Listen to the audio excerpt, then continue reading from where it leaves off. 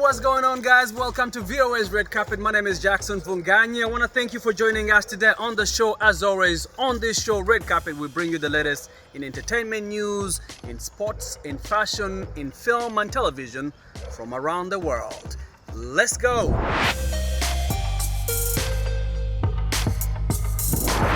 And let's start the show with the American Music Awards. Nominations for the 2020 American Music Awards are out, with rapper Roddy Ricch and singer The Weeknd both leading with 8 nominations apiece, including for Artist of the Year, where they will compete with Justin Bieber, Post Malone, and Taylor Swift.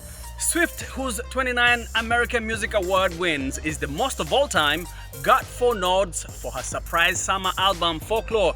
First-time nominee Megan Thee Stallion got 5 nominations, including Best New Artist and Collaboration of the Year for her raunchy summer hit single WAP with Cardi B.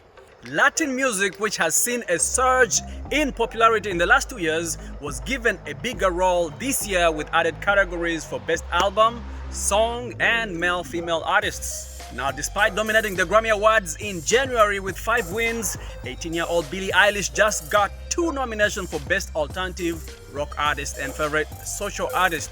K-pop group BTS were also shut out of the top categories, winning just 2 nominations for Best Group and Favorite Social Artist. The awards will be handed out in Los Angeles on November 22nd, and we'll show it right here on Red Carpet, so stay tuned.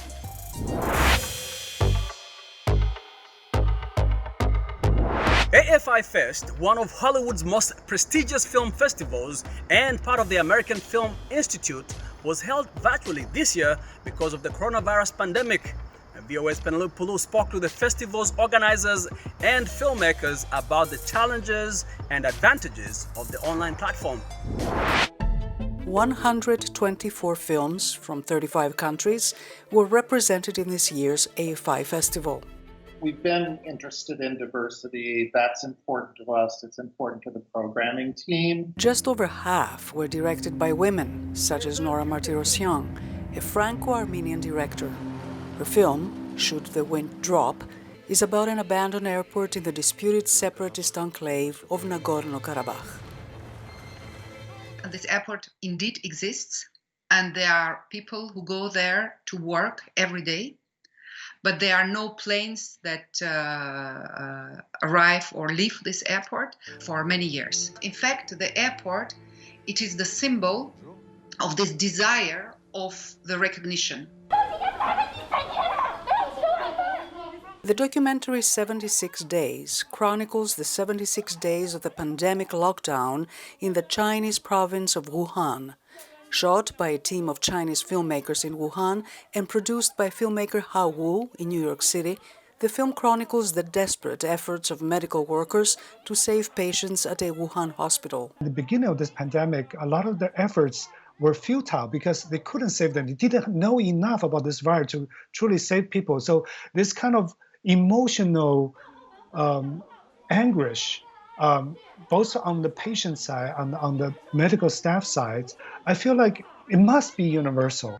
There's emotion in all of these stories that we're all still going through. There were some advantages of the virtual film festival this year. The positive side is really just incredibly increased accessibility, where we're able to present films and make them available to anybody in the U.S. In Tragic Jungle, filmmaker Yulene Olaizola presents the Mayan jungle in the border between Mexico and Belize as a living entity that has magical powers on human beings, something, she says, that could be felt much more intimately inside a dark movie theater and on the large screen. Penelope Pulu, VOA News, Washington.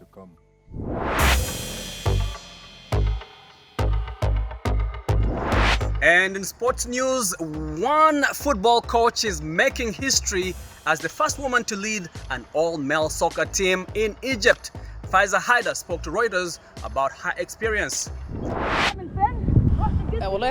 In the beginning, it was honestly hard because boys aren't used to having a girl coach them. They think that because a woman is training them, then they don't have to take it seriously. They make fun of it, but then they realize that they will learn something, that they will develop their skills. It is not random. I studied this. I took courses on training in various countries and in various schools. This really changed my life. So with the boys, there is some mockery in the beginning. But when they realize this is something new and different, they become convinced. Haida says that it is important to look beyond someone's gender or religion, even in sports. Would you be more confident and achieve more if you're a female with skills or a male with skills? I don't see a difference in either male or female.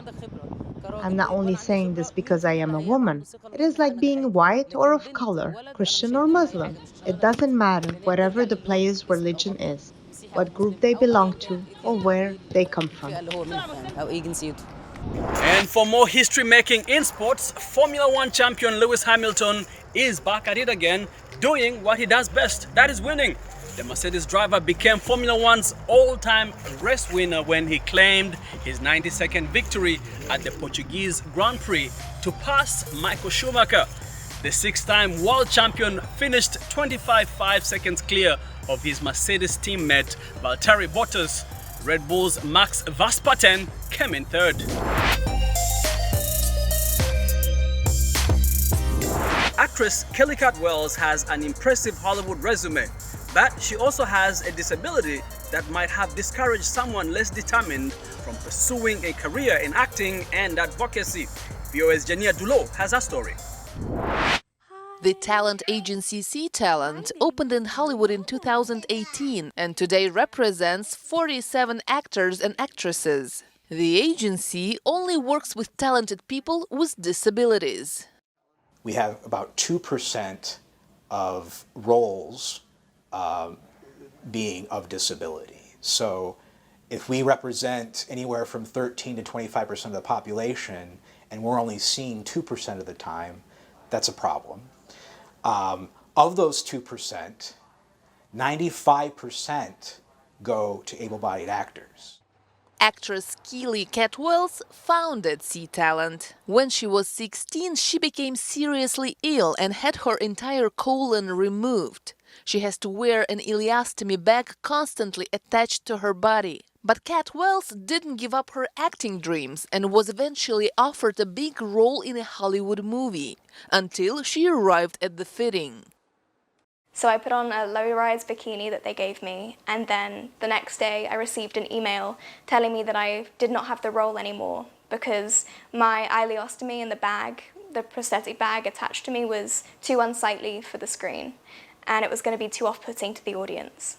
So that made me realize that if I'm being stereotyped and if I'm losing roles because of something that saved my life and because of my disability, then so many other people are as well. Actress Miracle Pelayo was born 4 months premature with cerebral palsy.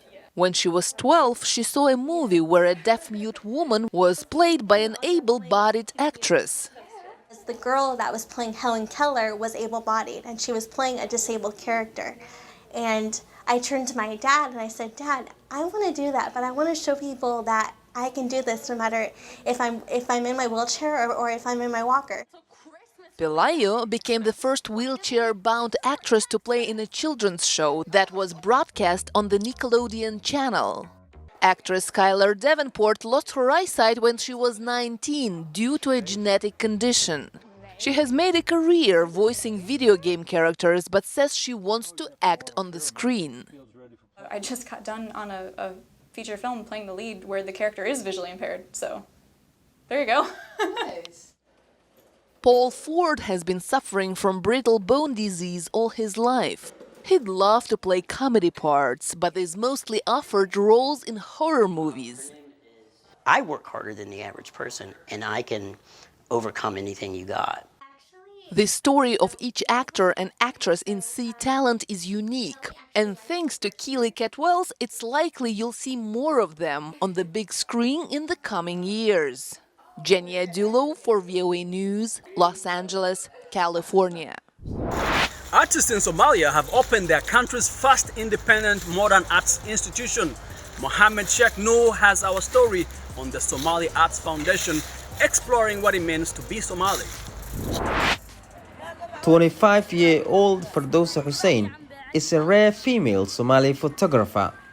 As Hussein captures Mogadishu life through her lens, she also attracts curious onlookers. When people see me carrying a camera, they say, "Shame on you. This is not the work of a Somali lady. You are tarnishing your reputation." But when I meet my female friends, they usually say, "Please go ahead. You are doing a great job," since they understand my focus is telling women-related stories. Hussein and other artists got a boost in September with the opening of the Somali Artists Foundation. The country's first independent modern art institute plans to give artists like Hussein a much-needed space to show their works. The launch of SAF, an exhibition of our photos, was an awesome experience, as it now provides us with an opportunity to display our work to a large audience. It also highlights female photographers who are doing amazing works of art. Founder Sagal Ali says opening the Somali Artists Foundation was a lifelong dream come true. We launched this institution to work with every Somali wherever they are, especially those within the country who have the talent. Those within the country do not have such opportunities. They do not have centers like this one to show their talents, like photography. This institution will provide spaces where they can upgrade their talents.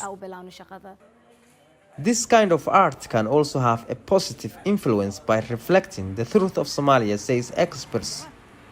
Salman Mado is a lecturer on modern arts and photography at Somali National University. If I talk about modern arts, photography and their storytelling impact, I have to talk about its significance in our country, which is today recovering from decades of conflict, destruction and civil strife. When you go back through this history, it is photography that exposed the harsh reality of what was happening. As for Hussein, she wanted to continue to break new ground and inspire more Somali women to follow in her footsteps. Mohammed Sheikh Noor for VOA News, Mogadishu.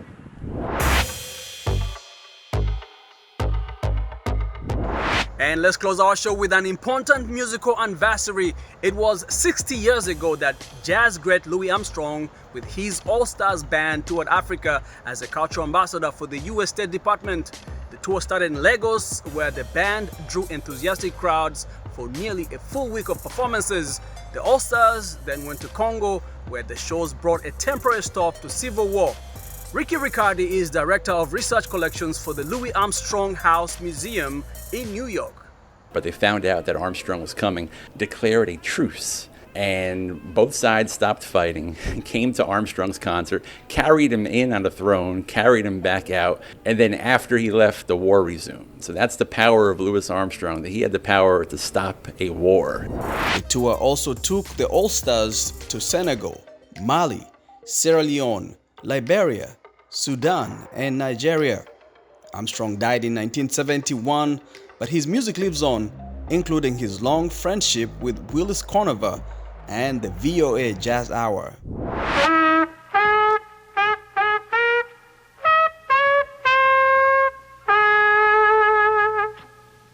This is the voice of America. Washington, D.C. And with that, we come to the end of our show today. I want to thank you for hanging out with me. My name is Jackson Vunganyi. For more entertainment news, remember to check us out at voanews.com. We are also on all social media platforms, on Instagram, on Facebook, and on YouTube, where you can watch our videos. Until next time, stay safe, stay healthy. Goodbye, everyone.